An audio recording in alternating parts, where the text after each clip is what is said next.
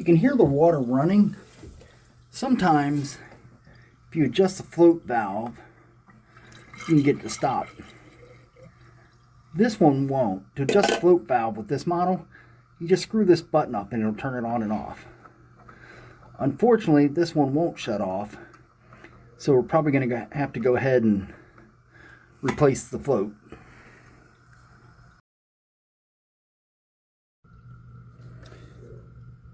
Alright, first thing we're going to want to do is shut off the water, which is that valve right there. Then we're going to disconnect this one to go ahead and get the to replace the valve.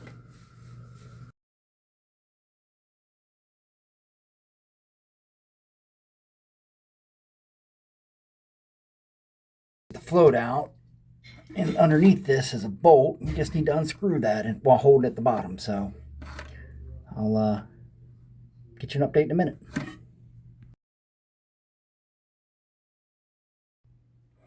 It's a kit you can get to fill the float valve. They're not that expensive, probably 20-25 bucks at the home center.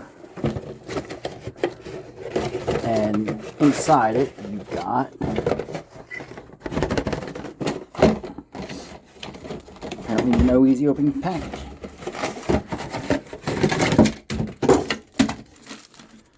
And this is your valve.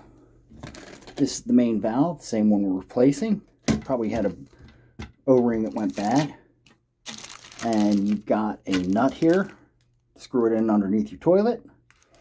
And then this is used to hook up to your fill valve. And that's what actually puts water into that little hole inside your toilet and fills it up.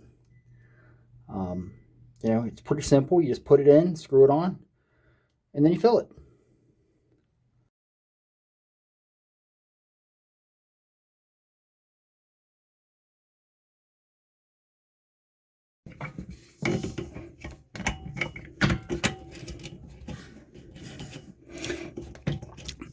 Now, the nice thing about putting these together is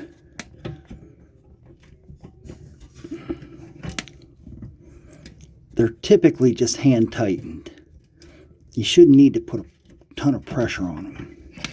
Sometimes it can be a little bit of a challenge to line up, especially if you don't have a whole lot of room to work with.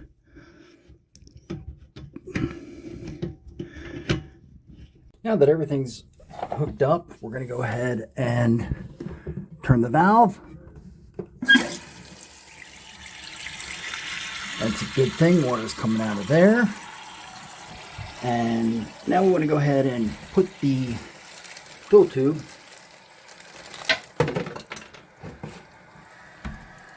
into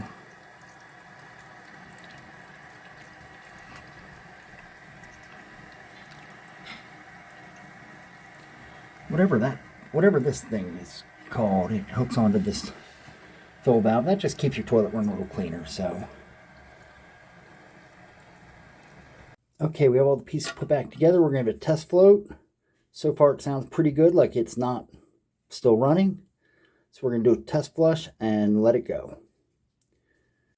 Now, one thing about these newer ones, they do have a valve here, so if you need to shut the water off, you can shut it off from inside the toilet. You know, if you have to.